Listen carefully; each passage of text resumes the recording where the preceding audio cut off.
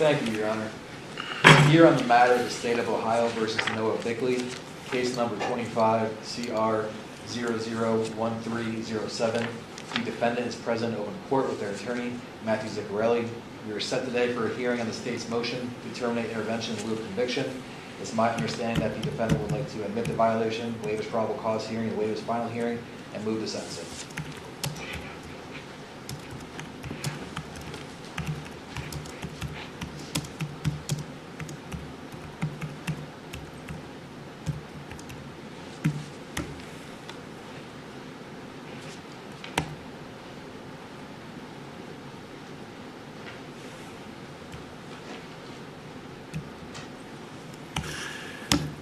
Mr. Ziccarelli, what is the defendant's intention at this time regarding these hearings?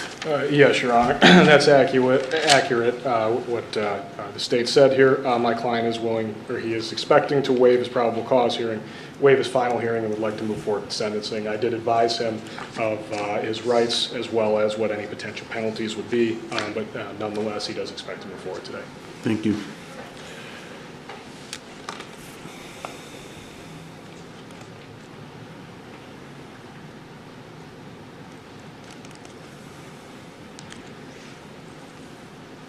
Mr. Bickley, you've been charged with violating the conditions of your intervention plan for the intervention in lieu of conviction that was granted. Specifically, it's alleged you violated Rule 11, Condition 2. Rule 11 requires you to comply with all special conditions set forth by the court.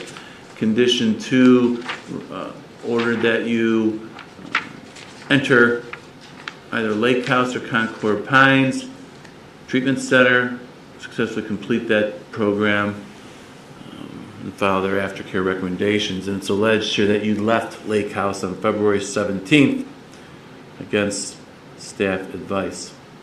Now, you have the right to have a couple of hearings regarding this allegation. The first is called a probable cause hearing, which is a hearing where the state would be required to present some evidence that would suggest you probably committed this violation.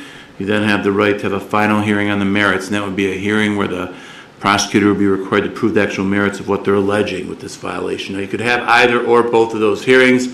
You could also waive the hearings and plead guilty to the violation. Your attorney has just represented to the court, based on his conversations with you, that he believes you want to waive the hearings and plead guilty. Is that correct? Yes, sir. Well, before I can accept your waiver and your admission, I need to make sure you understand the potential penalties you face if you are found to have violated your intervention plan. If, in fact, that occurred, the courts would vacate the stay of criminal proceedings that I earlier ordered. I'd find you guilty of the charge that you pled guilty to, which is one count of receiving stolen property, a felony of the 4th degree. And we would then proceed to sentencing, where you can be sent to prison from anywhere from 6 to 18 months. You can be fined up to $5,000. You could also be put on probation with conditions that you serve up to 180 days in jail, and whatever other conditions the court deems appropriate. Do you understand all the potential penalties you face, the consequences, I should say, as a result of pleading guilty to this probation violation? Yes, sir. Well, having been so advised, what do you want to do at this time? Do you want to have any of the hearings, or do you want to waive the hearings and admit to the violation? I would like to waive the hearings and admit. Very well. As the allegation, you violated Rule 11, Condition 2 by not successfully completing and leaving the program at Lake House. What is your plea to that? Guilty. I'm sorry? Guilty. All right, the court will accept your plea, find that you did violate the terms and conditions of the intervention plan. At this time, I'm going to vacate the stay of criminal proceedings that I earlier ordered when we were last here on December 1st. I'm going to find you guilty at this time of count 1, receiving stolen property, a felony of the 4th degree in violation of 2913.51. And we're going to proceed with sentencing. Mr. Ziccarelli, is there any reason not to go forward with sentencing at this time? No, Your Honor. Is there anything you would like to say on behalf of your client? Yes, Your Honor. I would just like to say that he's 18 years old. He's going to be 19 in April. I think this just boils down to he has an addiction problem. I know, speaking with him today, he understands what a stupid mistake he made. He understands he forfeited a absolute great opportunity that this court provided him. The court has no reason to give him another opportunity like he had before, but I know that he would request that this court place him in NEOCAP so that he can have another opportunity to obtain his sobriety. That's speaking with him. That's his number one goal. He wants to get sober, and would respectfully request that this court grant him that opportunity in NeoCap. I would also say that when he was picked up, he did not test positive for any drugs of any kind in his system, and I would also ask that the court give him credit for the time that he's been held pending this case. Thank you.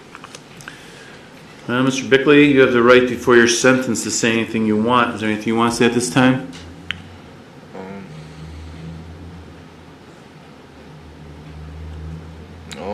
I mean, yeah, Take your time. I would like to go to NeoCap, because I feel like, I need another chance because I want a better life, and I feel like I can get my GED there and I can get things situated because, I haven't really had the resources and opportunity to be able to better my life yet. You guys did give me an awesome opportunity, and I blew it. I regret it. So what was that all about? I was just really stressed out. There was a lot of things going on, and What's going on? I was having bad phone calls with my family, and I just did it on impulse and left. Like it was pure impulse. But I don't know. I really do want to have a better life though, and I don't know. I have a lot of goals and things I want to do in my life. So.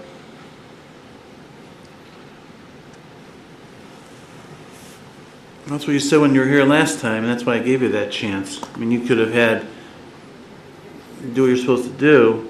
You don't even have a felony on your record. You don't even have a conviction on your record. You didn't have any convictions coming into this. Maybe it's something one thing as a juvenile, maybe, but as a juvenile. And you couldn't get out of the program. You left. Played some games over there, trying to pretend you were still there, and left. So why? But this is what you said last time when you were here. Multiple times. I was reading the pre-sentence report again.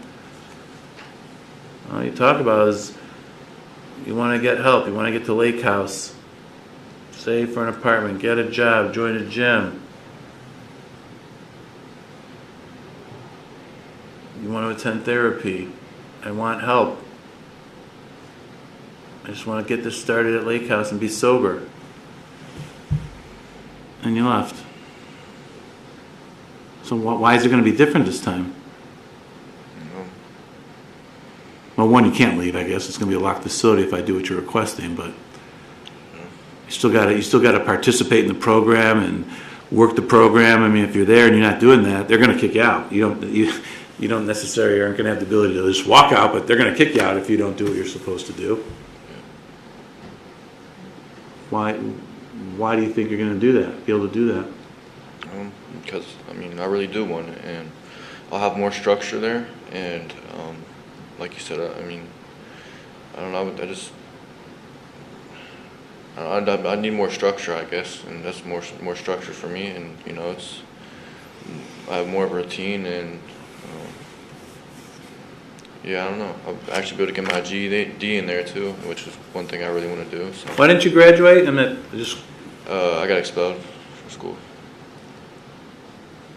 What'd you do to get expelled? I got caught with weed. What grade were you in when that happened? 10th. How didn't you have any juvenile history? You said what? How didn't you have any juvenile court history? You had one thing, I think, right? Yeah. Domestic, maybe, I think it was? Yeah, it was domestic.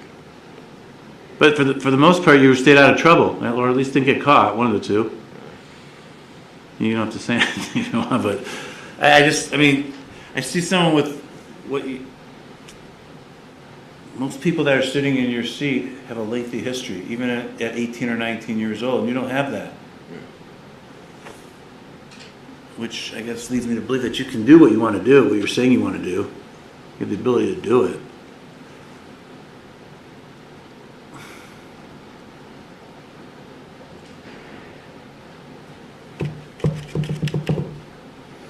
All right, was there anything else you want to say?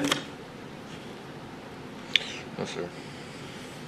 Mr. Ziccarelli, anything else for the defense? Your Honor, I would also just add that when he was picked up after leaving the facility, it was not due to committing any new crimes. He was caught wandering down the street. For the state of Ohio, Mr. Knopf? Thank you, Your Honor. The defendant had the opportunity to not have a felony conviction. He did waste that opportunity, so the state would ask that the court terminate his intervention plan. We would agree with Mr. Zaccarelli's recommendation for NeoCap. Thanks. Well, I have reviewed the original pre-sentence report and investigation that was completed along with the drug and alcohol that was prepared for the treatment in lieu or intervention in lieu. I've considered the facts and circumstances of that underlying offense, the nature of that offense.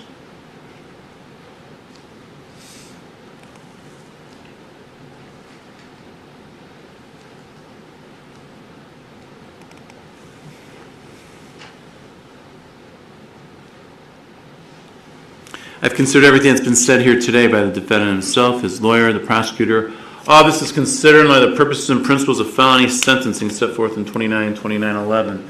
As for the factors in 29-2912, nothing stands out factually indicating that the offense itself, the underlying criminal offense, is any more or less serious than what normally constitutes this offense. As for the recidivism factors, hang on one second.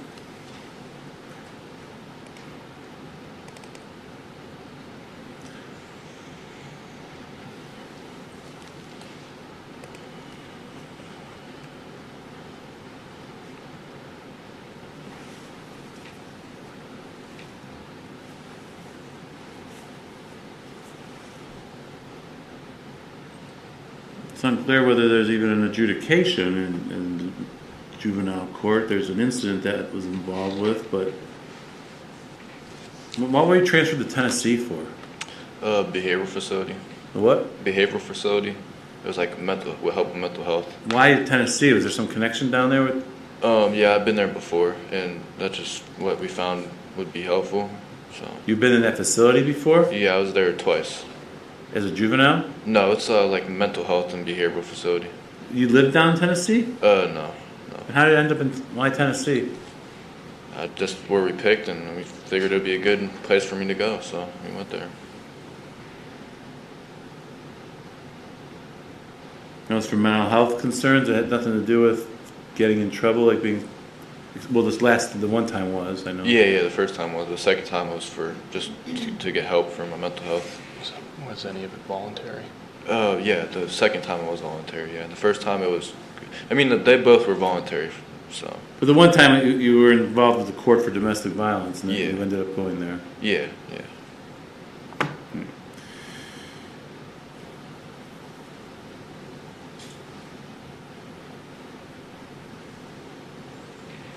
But it does have a drug abuse problem, needs to get addressed.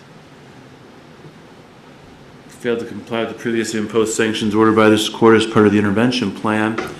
For factors indicating recidivism is less likely. There's no prior criminal history here, no adult convictions. Not even clear if there's a juvenile delinquency conviction, despite the one incident involved.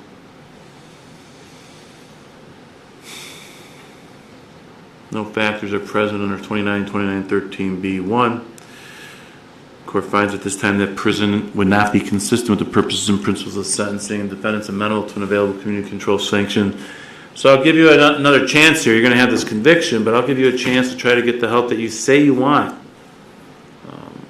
But it's going to be up to you to take advantage of it. And we're not going to be able to keep doing this. Quite frankly, by the time this is over, you've been given every resource we really have. Jail treatment program, NeoCap, Lake House. There's not much more we would be able to do. So the ball's in your court. I'm going to put you on community control sanctions for 2 years starting today.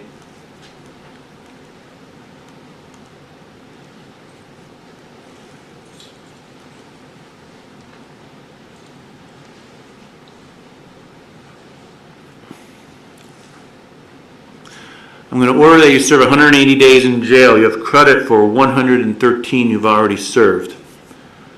I'm going to order that you immediately, as soon as possible, get into the jail treatment program. Successfully complete that program. Upon completion of that program, I'll allow you to be released from the jail as soon as a bed's available at NeoCap to enter and complete the program at NeoCap. Any jail time that's left over or remains will be vacated. You're successfully complete the program at NeoCap, follow all their aftercare recommendations. At this point, after that, I'm going to order that you return to the jail to participate in the Transitional Day Reporting Program. Now, you may not have to do that. That's a program that just helps people make, not just, but helps people make the transition from being locked up to being on their own. Some folks, after they've been locked up for a while, have nowhere to go when they get out. Nothing lined up for work or housing. And if you're in that position, this is a good program that helps you make that transition. If you have that stuff set up and you don't need that assistance, I'll vacate those time. You won't have to do it. But it's a good program to help you make the transition if it's necessary. The other conditions are going to be the same they were in place for the intervention plan, basically. Not to use any drugs or alcohol, which includes no marijuana. Submit random urine screens. They have to be negative.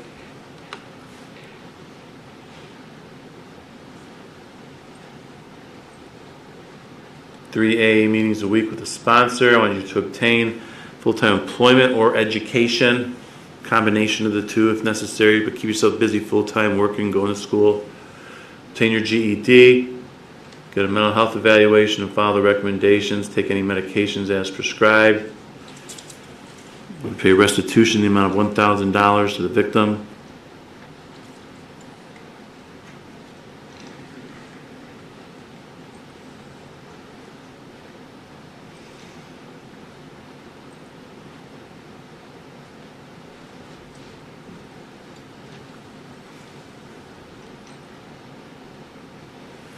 Initially I ordered sober living for 6 months. I'm going to order that so you have an opportunity to have somewhere to go when you get out.